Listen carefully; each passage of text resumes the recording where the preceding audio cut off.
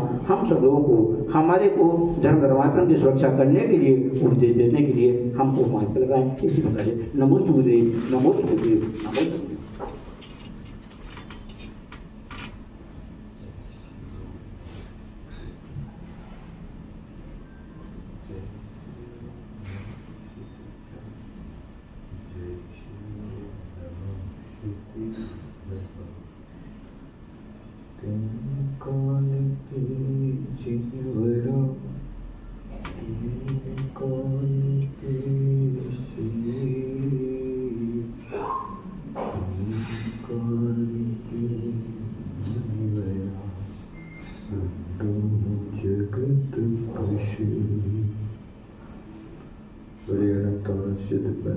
भगवान की, चौबीस तीर्थंकर भगवान की, चिंतामणि आर्षनाथ भगवान की, उन्नयति कज्जराट श्री शांतिनाथ भगवान की, आचार्य गुरु 108 विद्यासागर जी महाराज की, मुनि श्री 108 निर्लोक सागर जी, निर्लोक सागर जी महाराज की, निर्लोक सागर जी महाराज की, पूज्य मुनि संघ की, नमोस्तु गुरुदेव, नमोस्तु गुरुदेव।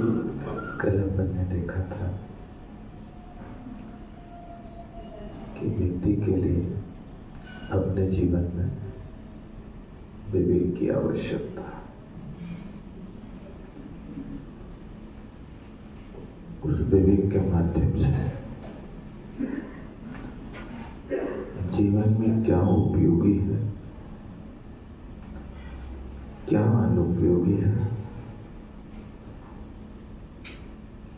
जानकारी होना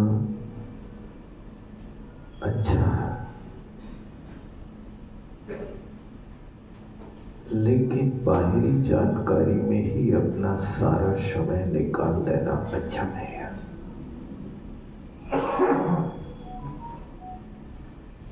किसी व्यक्ति ने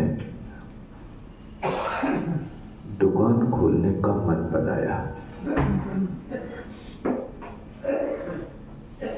1 लाख रुपया की लागत से दुकान खोलना।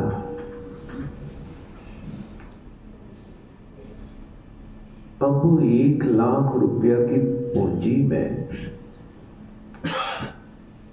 यदि पहले सारा फर्नीचर बना ले और 1 लाख की पूंजी वो फर्नीचर में लगा दे तो दुकान किस में चलाएगा? फिर बताओ। विवेक क्या कहता है? पहले माल लाओ, धीरे धीरे व्यापार बढ़ाओ, फिर फर्नीचर लगाओ। अब तुमने सारी पूंजी फर्नीचर में लगा दी तो फर्नीचर बिकेगा क्या? इसी तरह आपके लिए छोटा सा समय मिला है, कालो थोवो बयम चेतो मेरा। कुंद कुंद स्वामी कहते हैं, भैया काल बहुत थोड़ा है और हम सब दुर्बुद्धि हैं।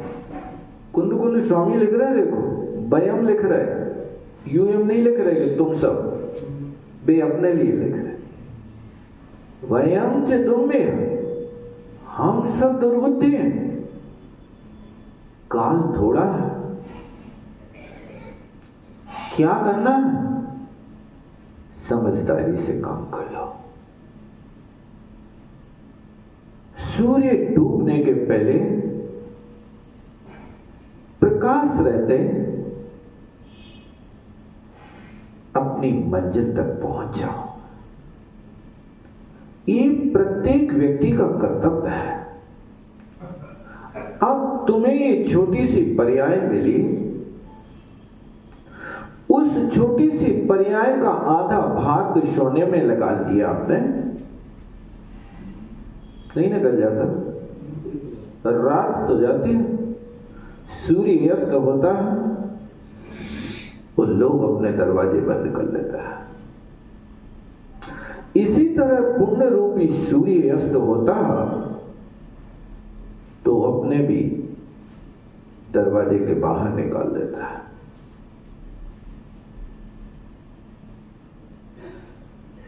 फिर कर्तव्य है कि आधा जीवन आपका सोने में चला गया। अब आधा जीवन जो दिन का रहा उसका थोड़ा हिसाब लगाओ। प्रातःकाल उठते आप शास्त्र नहीं पढ़ते, आपको पेपर चाहिए।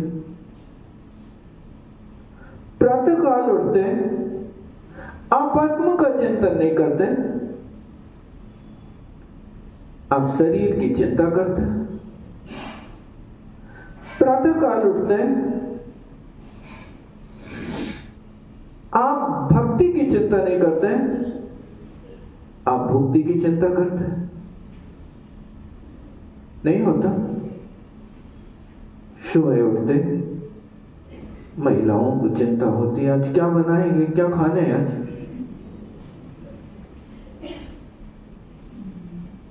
ये नहीं पूछते कि आज मंदिर जाओगे तो आज कौन कौन से भगवान की पूजा करोगे। ये नहीं पूछते कि आज कोई पंच कल्याणक में कोई कल्याणक का दिन तो नहीं है।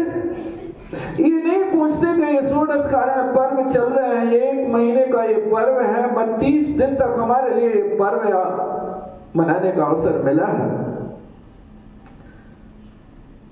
इन पर्वों के दिनों में क्यों नहीं अपने जीवन को पर्व में बना ले। ये नहीं आता, लेकिन हम क्या करते हैं। जो दिन का 12 घंटे का समय है,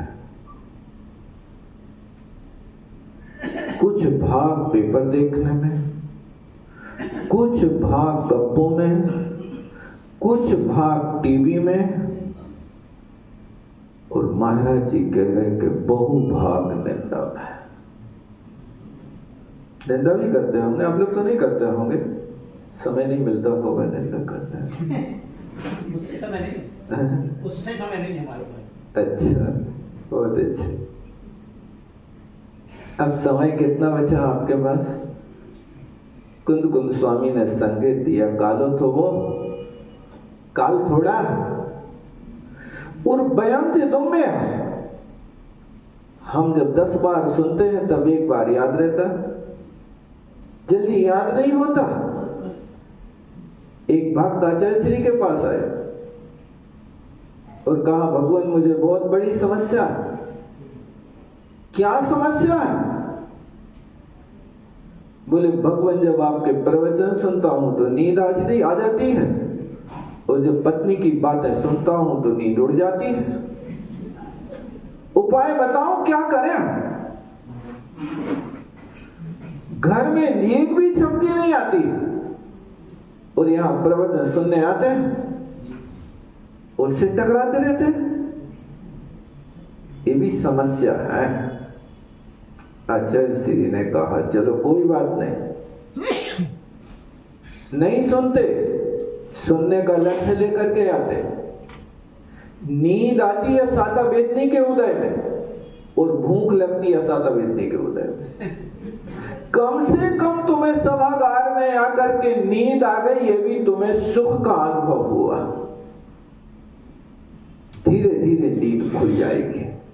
आते रहो। हम भी कहते हैं आप लोग, कोई बात नहीं, आते रहना।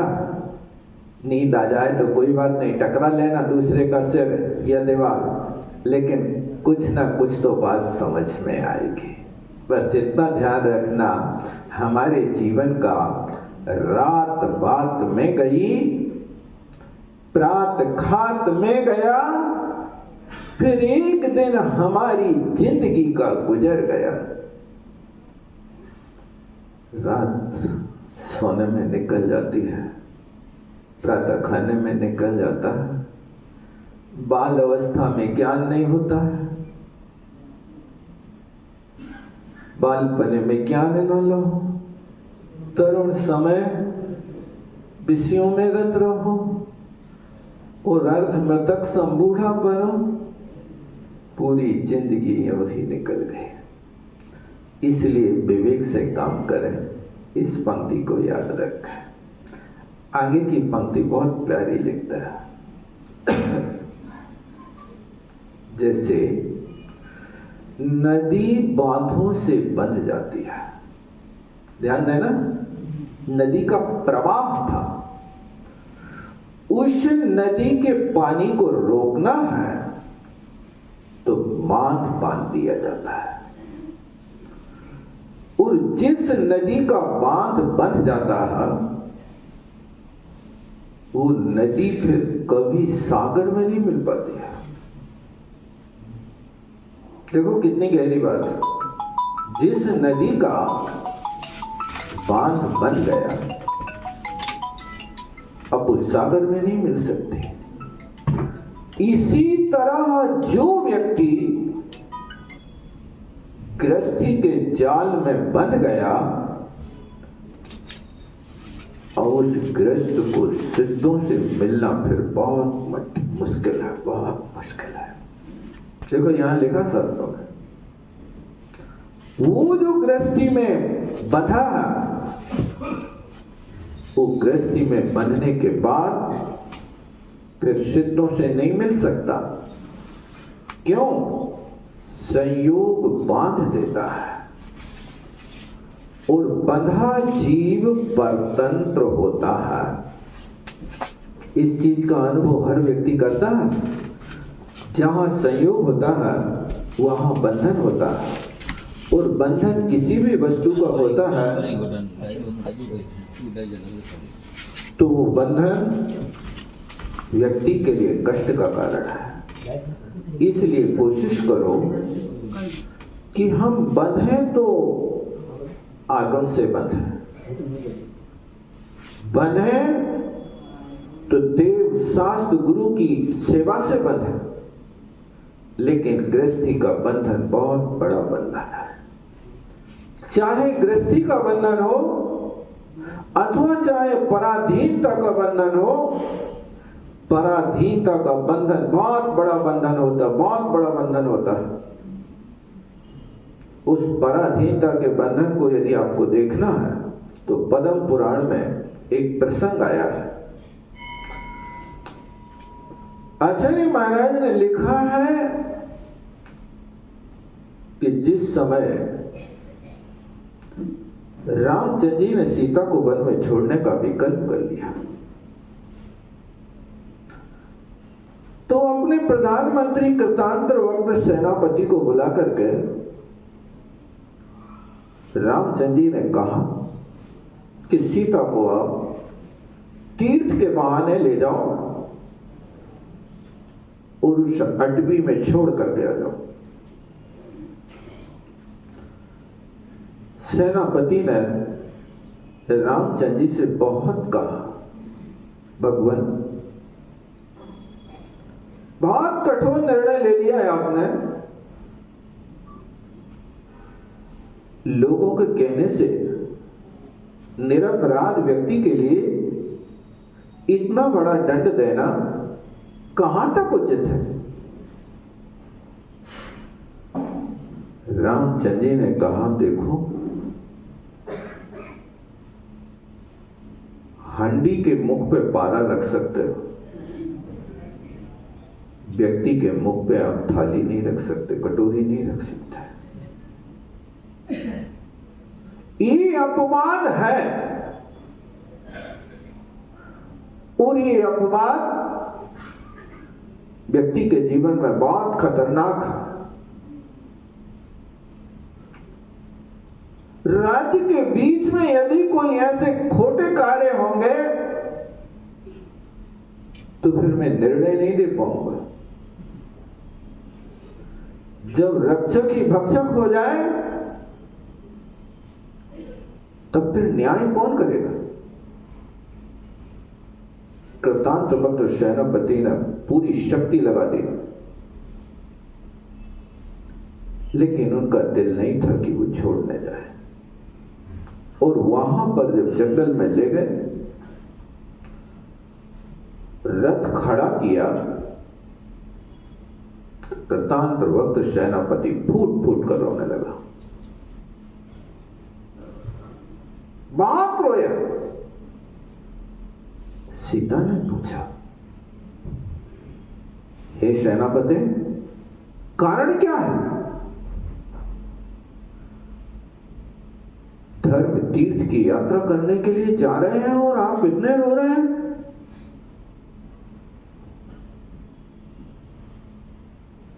क्या रथ के नीचे कोई जीव आकर के मर गया?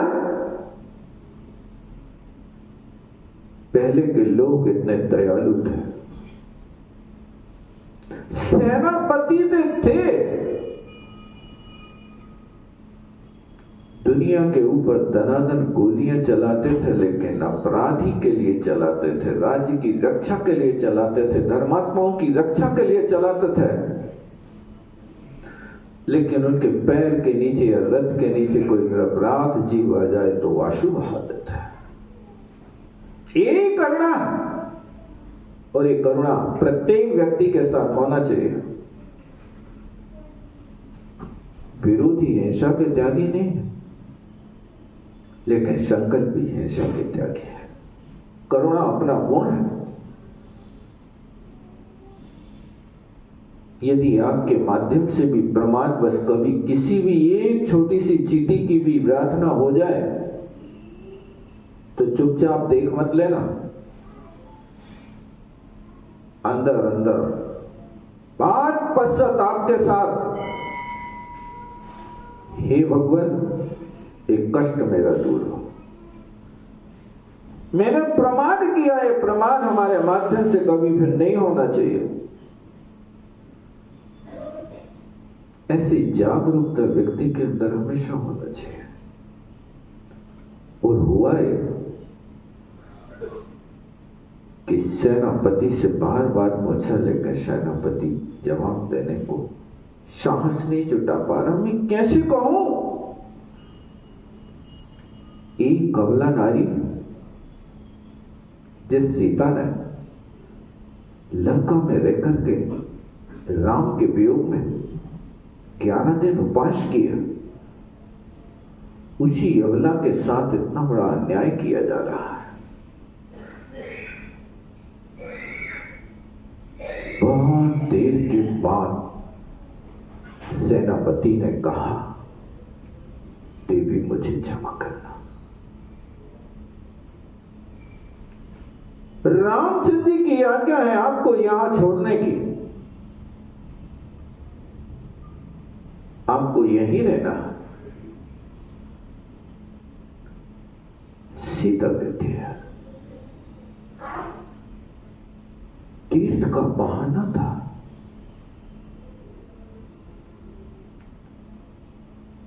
राम को यहां छुड़वाना था, तीर्थ का बहाना था। पहले तो झटका लगा, लेकिन बाद में सोचती है कि कर्म पूरब किए खोटे सह क्यों नहीं छेड़ा। इसमें रामचंद्र जी का दोष नहीं है, कि मैंने कर्म किया है उसको तो भोगना ही पड़ेगा, कोई दूसरा इसको मिटा नहीं सकता। ऐसे अंतरंग में विचार करके उस नारी ने कहा, भैया तुम जाओ और ऐसा करना कि रामचंद्र जी से बस इतना कह देना कि जिस अपवाद के कारण तुमने मुझे छोड़ दिया, ऐसा कभी अपवाद के कारण धर्म को मत छोड़ना। इस संदेश को सुनकर कृतांत वक्त सेनापति परतंत्रता के विषय में सोचता है कि हे भगवान, पराधीनता का बंधन साकलों से भी बहुत बड़ा बंधन होता है। पराधीनता का बंधन मोटे मोटे रस्सों से भी ज्यादा मजबूत होता है। ये बंधन बहुत बड़ा बंधन है। मैं पराई नौकरी करता हूं उस पराई नौकरी के कारण राजा की आज्ञा का बंधन इतना बड़ा मुझे भोगना पड़ा, एक अबला नारी के लिए यहां छोड़ करके जाना पड़ रहा। अपने लिए पश्चाताप करता है कि हे भगवान, दूसरों की पराधीनता परतंत्रता से तो स्वतंत्र वो कुत्ता है जो कम से कम बिना बंधन के अपना जीवन गुजारता है। मैं इतना पराधीन हूं, अब एक पराधीनता को मैं सहन नहीं कर सकता। इतना खेद हुआ कि रामचंद्र जी के पास कृतांत वक्त सेनापति ने आकर के सीता का संदेश तो बाद में दिया। कहा भगवान, मुझे तो रत्नात्रय की आराधना करना, मैंने संसार का स्वरूप देख लिया, अब इस बांध के अंदर मैं नहीं रह सकता, क्योंकि ये बांध व्यक्ति के लिए हमेशा रोक करके रखता है, अपनी स्वतंत्रता छीन लेता है। और कृतांत वक्त सेनापति ने सीता का संदेश सुनाया, लेकिन आज्ञा दी कि मुझे दीक्षा लेने का आदेश है। रामचंद्र जी बहुत भावुक हुए। अभी इतनी जल्दी मत करो, तुम अभी तुम्हें बहुत काम करना है।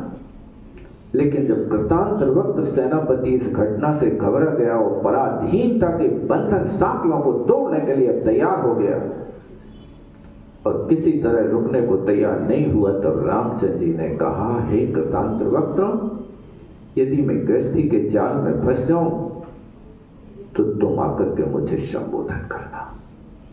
कृतांत वक्त सेनापति ने पक्का वादा किया। और जिस समय रामचंद्र जी लक्ष्मण को टांगे हुए, मृतक लक्ष्मण को टांगे हुए घूम रहे थे, 6 माह का काल व्यतीत हो गया, तो 5.5 महीने तक कृतांत वक्त सेनापति को पता नहीं चला। अब सेनापति नहीं, अब देव है, 6वें स्वर्ग में मर करके देव हुआ था, मुनि व्रत लेकर के। 5.5 महीने व्यतीत होने के बाद कृतांत वक्त सेनापति को आज पता लगा, हमारे स्वामी रामचंद्र जी कष्ट में है।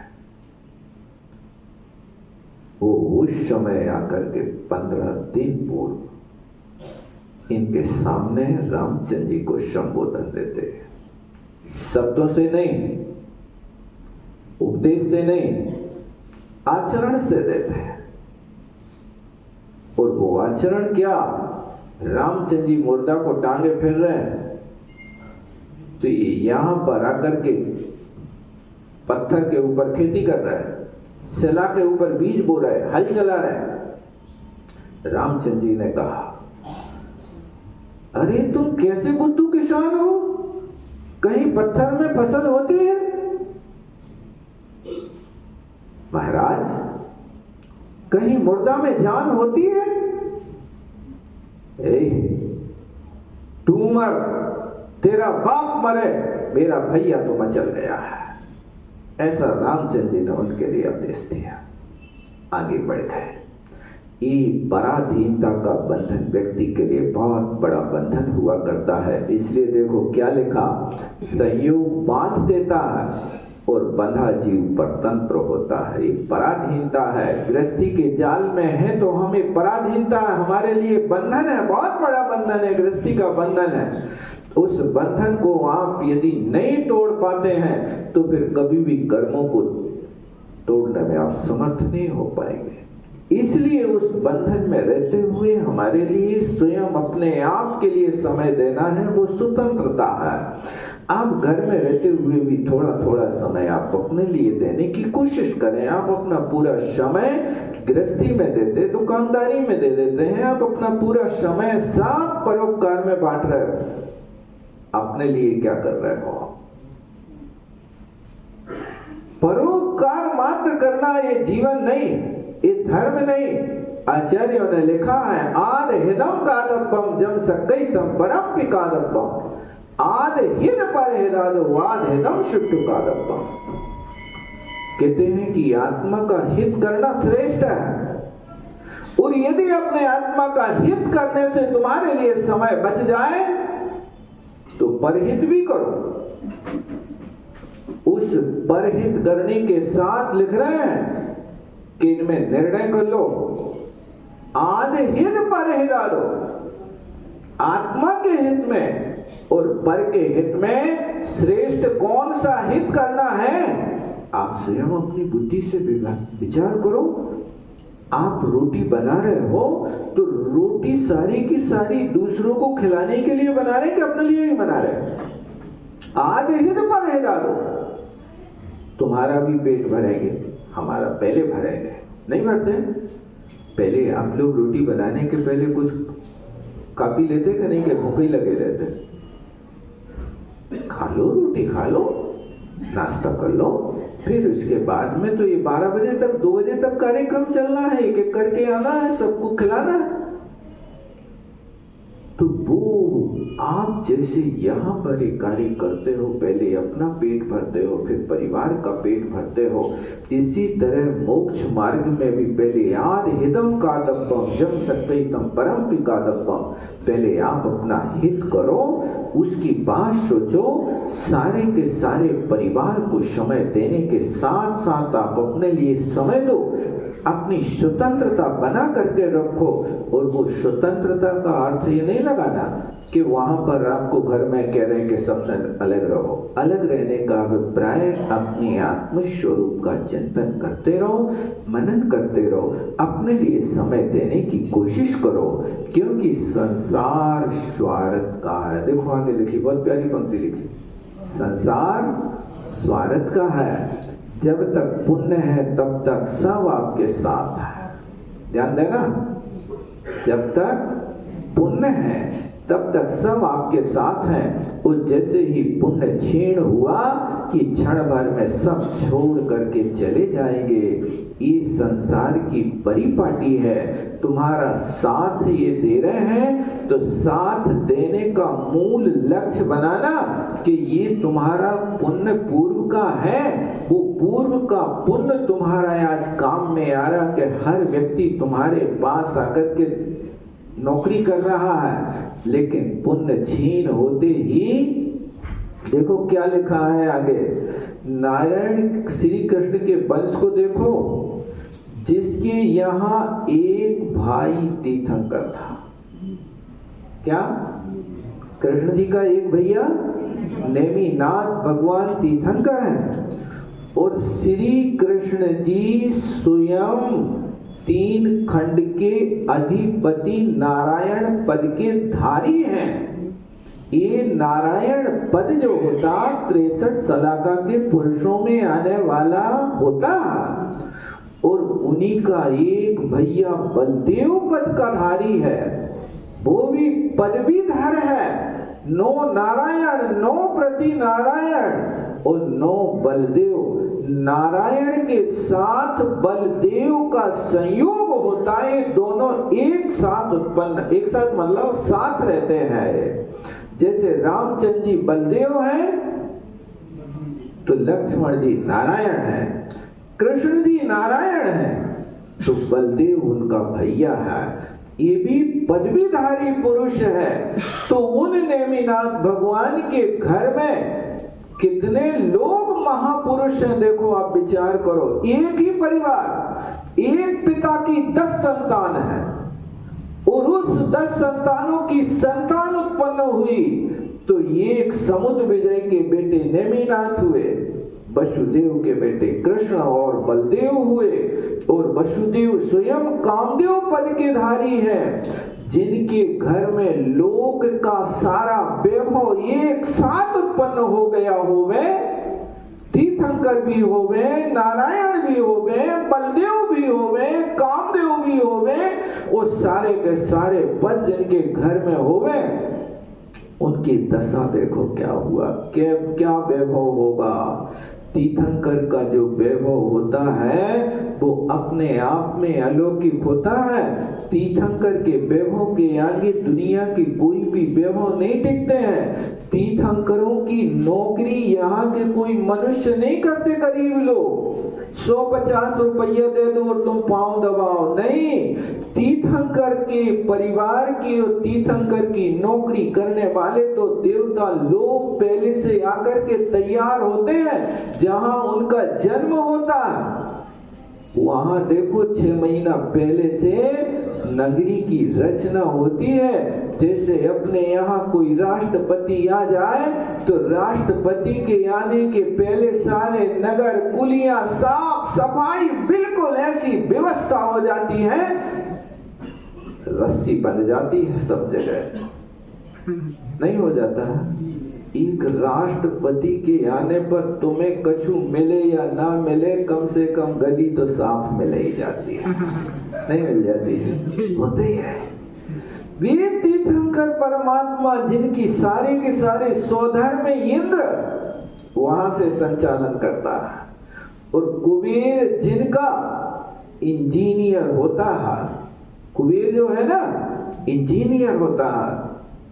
ऐसा व्यक्ति आकर के जिसकी सेवा कर रहा हो, जिसके घर में तीर्थंकर है और नारायण है, लेकिन जब अंत काल आया तो क्या हुआ कि उस समय देखो क्या आनंद होगा उनके घर का। फिर भी उस क्षण को देखो जब द्वारका जल रही है, और उस क्षण कैसा लगा होगा कि जिस समय कृष्ण जी, नारा बलदेव जी सारे के सारे दुनिया को नहीं बचा पा रहे, कम से कम अपने माई बाप को बचा ले में रथ पे बैठाल करके भी कृष्ण और बलदेव स्वयं रथ जुत गए उसमें, लेकिन आगे नहीं बढ़ पाए। और अपने सामने सारा वैभव जल रहा है, परिवार जल रहा है, 56 करोड़ यदुवंशी उस नगर के जल गए धू करके। बस 2 लोग बचे देख रहे सबको जलते हुए, लेकिन अब वे अपने लिए एक कटोरी भी नहीं ले पाए कि पानी पीने के लिए एक कटोरी ले ले। ऐसे के ऐसे निकल गए दूसरे देश में। उस परिवार का आज क्या होता होगा। पदवीधारी पुरुष, पुण्य पुरुष जिनकी सेवा देवता लोग कर रहे, आज उनके नगर में अग्नि लगी है, कोई देवता की आंख भी नहीं खुल रही कि आकर के कम से कम उनका सहयोग कर दें। जब पुण्य छीन होता है तो बलदेव अपने हल के माध्यम से लवण समुद्र से खाई खोद करके द्वारका तक पानी लाए, लेकिन वो लवण समुद्र का पानी जैसे ही द्वारका में आया और वो पेट्रोल का काम करता है। ये होता जब पुण्य छीन हो जाता है, तो पुण्य छीन होने पर व्यक्ति की ऐसी दशा होती है। इतने पदवीधारी पुरुष थे, लेकिन जन्म हुआ तो जेल में हुआ और मरण हुआ तो जंगल में हुआ। देखो कैसी व्यवस्था। जन्म के काल कोई साथी नहीं, बंधन में पड़े जन्म के काल में अपने प्यारे बेटे को बचाना मुश्किल पड़ गया। ये सारी कहानी आपको पता है, ना हो तो पढ़ लेना या परिवंश पुराण में। और जब मरण हुआ तो देखो क्या स्थिति हो गई कि वहां जंगल में अकेले पड़े हैं। भैया था, प्यास लग रही, एक पग नहीं चल पा रहे। अब बलभद्र जी ने कहा भैया तुम यहाँ विश्राम करो, हम पानी लेके आते हैं। और वहां लिटा के गए, एक चद्दर उनके तन पे पड़ा था, उसी को ओढ़ के लेट गए। अब वहां नदी ढूंढने गए तो ढूंढते ढूंढते देर हो गई और पानी लाए तो काय में लाए बताओ। 3 खंड के यधिपति, 3 खंड के लोगों को पालने वाला व्यक्ति आज 1 गिलास पानी के लिए तड़प रहा है। और वहां भैया पानी लेने गया तो पहले पत्ते तोड़ रहा, दोने बना रहा, और दोने में अब कितना पानी लेके आया होगा आप विचार करो। और जैसे ही वहां से लेकर के यहाँ तक आते हैं और यहाँ पर घटना दूसरी घट जाती जो 12 वर्ष पहले नेमिनाथ भगवान ने अपने दिव्य वचनों के माध्यम से कहा था। अब वो ले आए बलभद्र नीर अब वो पानी भर के ले आए, देखा तो भैया तो हाल बेहाल हो रहा है।